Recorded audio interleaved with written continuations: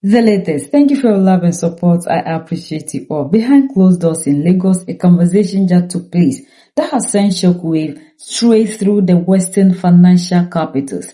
Aliko Dangote, a man who built a multi-billion-dollar industrial empire entirely from scratch, just laid bare the raw truth of Africa's economic future.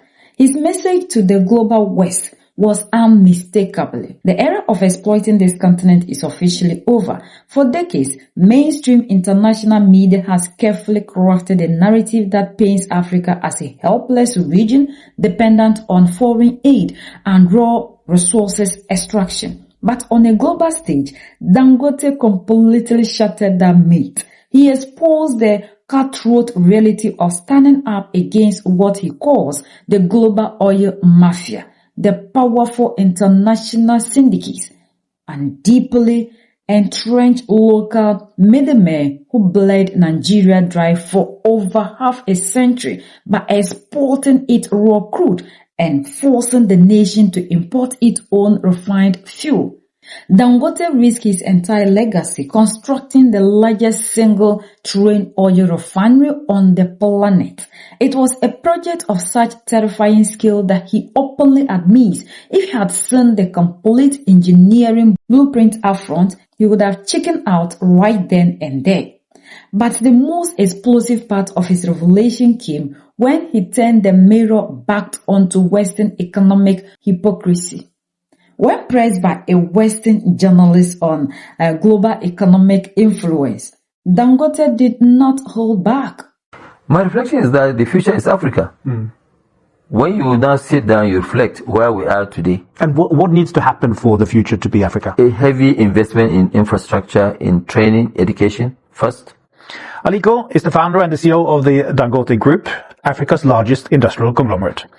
Nearly 50 years ago, he started with a small trading firm in Nigeria, and today his empire stretches across the continent. He has built what many said was impossible, a large-scale African industry from scratch. Warm welcome. Thank you very much, Nicola. It's a pleasure having you. Great to be here. How did it all start? Well, I started as a trading company in 1978. And what kind of things did you trade? Cement. At that time, I started first with cement. I was getting 4 or 5 trucks and trading them there in Lagos. And then later on, I got into fish, into rice, into sugar. And, we continued to expand. My first import of sugar was actually in 1980. Wow. And everything was under import license. So I got a license. I mean, your family had been into trading for several generations, right? Several generations. Your my great-grand, from the maternal side, my mom's grandfather, they call him Al-Hassan Dantata. He was actually even trading, Nigeria, Ghana, and he died in 1955 before I was born. But he was the richest West African at that time, during his time. And of course, my own late grandfather, Sanusi Dantata, he was actually the richest Nigerian too at some point. And you grew up with your grandfather? I grew up with my grandfather because my father died when I was just about 8 years old. But was it your grandfather who taught you how to trade? Who taught me how to trade. He sent me to school and this. But then, actually, I never ever grew with my father. I've never stayed with my father. Because when I was born, I was the first grandson.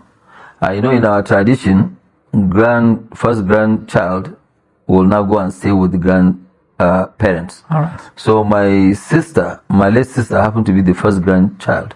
So they took her away. And then the next was me, a boy. So they also took me away. So both me and my sister, we grew up with my own grandparents. Wow. Yes. What's the key to trading well? The key, first of all, is actually discipline. You have to be very, very disciplined. You have to know what to trade in. It's not that you be jack of all trades. No, you must choose what do you really want to do for your life, and then you pick up and concentrate on that. And then pleasure and business, they don't mix at all. You don't. What is it that foreign investors don't understand when it comes to doing business in Africa? What they don't really understand, there is one thing that is popular in them, that okay, fine, if what you are saying is good, how come we Africans are not investing in our own economies. Because the mistakes that we've been making in the past is that we're looking for foreign investors. But foreign investors are only attracted by domestic investors. So, and that's what we are doing today, Nicola. Because if you look at it, we're investing heavily. I mean, we don't even take money out of the business. So, majority of companies today, I can just mention a few, like ADNOC. We're in a very big discussion with them, and we want to have a very serious partnership in fertilizer, in the oil business, and in any other businesses like infrastructure. People are looking at infrastructure. That's why we're building the biggest, deepest port in Africa, in just about 60 kilometers away from Lagos. So these are the sort of things that we are doing, which I believe now the government also themselves, they realize that, look, for me to deliver on my electorate promises, I have to work with the private sector. So that has actually given us an insurance, because if the government disrupts any of our business, they will be the first ones to suffer before us. How different are the African countries in terms of culture and company culture, and just how different is it to do business in the various countries? It's not really very difficult, because it depends on what kind of culture you try to create in your own organization. Right. If you have a very solid organization, you have very good culturally, trained staff, it's as good as being operating anywhere in the world. So, I mean, there's actually no issues about that at all. Like what I told you, we just don't go and pick up people from the streets and employ them. No. We have an academy. We have graduate training. These are people that we employ, the best of the best in universities, and we put them through what you call graduate training. And once they are, we have always been giving them a choice, to be fair, because we are the big corporation in the country, or even in the continent. We are saying that, look, if you are happy, stay with us, you have a guaranteed job. But after you are training, you might as well, even if you have a better offer from Shell or any other company, you can go there. So we are actually contributing to the national development of the country. And now we are in 14 African countries.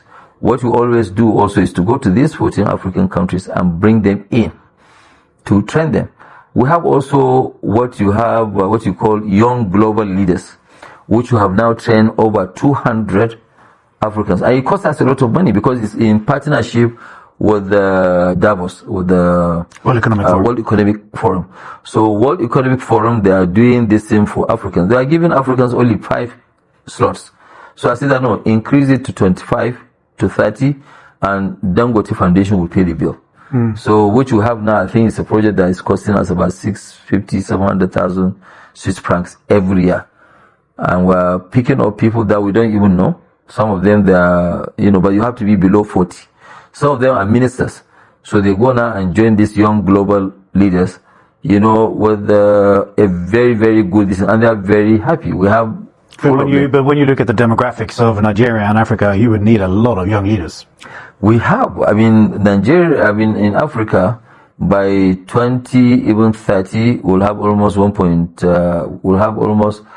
2050, we'll have 1.6 billion working, staff. These are young people. In Africa, majority of our population, they are below 30. Yeah. More than 70%. What are the reflections, when you think about that, what are your reflections? My reflection is that the future is Africa. When you now sit down, you reflect where we are today. And what needs to happen for the future to be Africa? A heavy investment in infrastructure, in training, education first, because you have to work with an educated society, of which a lot of the governments, they are putting average of about 15, some of them even 20% of their budget into education. Because we have to upskill to make sure that, yes, we are producing the workers that we need for tomorrow. What are the most promising countries from that point of view? The promising countries, Nigeria, Ethiopia, Kenya, Tanzania, Rwanda is small, but it's very, very promising. You have Egypt is promising. Algeria is also promising, even though they're not very open. So there are more than 10 very good countries in Africa that can go and invest. Ghana is doing extremely well. Cote d'Ivoire, which is, in West Africa, they are doing extremely very well. Even Guinea Today, you look at the mines that was just opened by Rio Tinto, which cost over $20 billion. You know, so people are coming in now, they realize that yes, Africa is open for business. And people are ready to go into these sectors. And who is helping Africa with business now? Can you just reflect a bit on China versus the US versus Europe? Honestly, Nicola, you want me to be very open? Totally. Yeah, so it's China. China really have dominated business in Africa. And how do because of the absence of the others. Yeah. How do you see that? Well, they are making money. Yeah. They are dominating the landscape. And obviously, you know, Africans, you know, even our own governments, they don't joke with China because China, they put their balance sheet on the table. So some examples of how China has helped you. Okay, let me, some of the projects, like in cement, like some of the things that we do purchase of their equipment and co, they give you a suppliers credit backed by their insurance company, which is called Sinosure. Sinosure has invested, to talk about 1.2 trillion in supporting their companies to go abroad and sell their technology, sell their equipment, and giving you a credit of 4 or 5 years. Okay, but if I now go to Italy, for example, and they're asking me to write a check of a power plant of $500 million that I want to, you know, build. And I have one which is also good, might not be even as good as Italy, okay? But the Chinese are saying that, no, just give me 20%. The rest, I will give you 5 years, you know, financing. Which one are you going to take if you are in my shoes? Obviously, you take the Chinese one because the Chinese one, it means that I can do more. These ones, they'll suck out my cash and I won't be able to do more. So for me to grow that big, I also need to leverage. I'm not going to over leverage, but I need to leverage the business to be able to get to where I want to be. And where we want to be is something very, very, very big. You know, we want to do ports. We're spending $45 billion between 2026 and 2030. So if we're going to, you know, obviously I will lean more to this, but right now today, I've seen that US is also changing. This time around when I went to Development Finance Corporation of US, they just got about 208 billion. They are very hungry for infrastructure. They are very hungry for the ports and they are ready to lend. So with that one, then they are ready for us to now look at them and do more business. I've had the delegation of some people from the you know, House of Reps of the Assembly of Japan. And what I told them is that no, Japan you'll be missing for a very long time. And today when you are coming, make sure that you come with your own balance sheet on the table because we have choices of buying from many other countries. But if you don't really come with that support, I have to go to a country that can give me that support for me to be able to leapfrog to the next level. Yeah, I can see that. Do you think it's possible to increase efficiency in Africa without increasing inequality? Well, the inequality issue we have to address. It will be very difficult to do that without addressing the issue of inequality. And that one, I think various governments of Africa, they are working towards that. And I'm sure I will get there. And climate? Well, the climate, you know, when you look at, we're not the biggest polluters. In those whole thing, we're less than 6% of the polluting the environment. So we're doing quite a lot. He flatly stated that China has totally dominated the African industrial landscape, while Western powers were busy sleeping. The reason is simple. While Western institutions show up with endless lectures, rigid conditions, and high interest rates, China shows up with its balance sheet directly on the table, offering long-term credit backed by state insurance. Dangote issued a blunt, uncompromising warning to Washington, Europe, and Tokyo.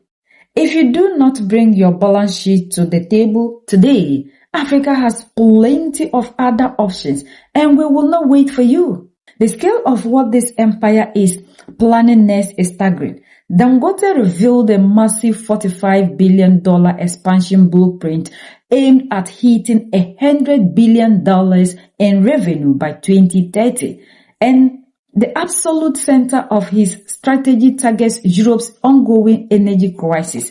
Dangote is backing a massive mega gas pipeline that will stretch along the West African coast, pulling gas from Nigeria, Ghana, Cote d'Ivoire, Senegal, and Mauritania before plugging straight into the heart of Europe. With Africa controlling 60% of the world's arable land and the lion's share of the critical transition minerals needed for the next century, the global economic center of gravity is moving.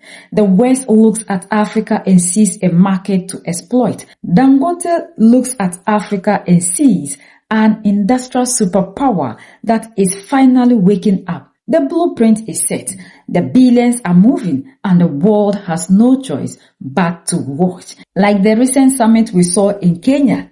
What happened? Another lecture as to what Africa needs to do. Culture, teaching us culture in our own continent, as if we do not know culture and as if we are not the ones who even taught these same people what culture is all about. So China, Russia are not in Africa to continue with the exploitation, giving us sanctions, giving us things that we know that are not beneficial, forcing or imposing things on the African. That era is over. They don't understand that you cannot continue to be forcing people to be doing your bid. The time of that is over. Change is constant, but these are the only people in life who do not want to accept that change is constant. They believe that imposing your will, your wishes on people will continue to allow these people to be under your mercy. Africa is rising up. And we hope a lot of people will come together to support the African, to empower the African, instead of us depending on other people, moving from one place to the other, as if we are beggars, just like the way they frame the continent.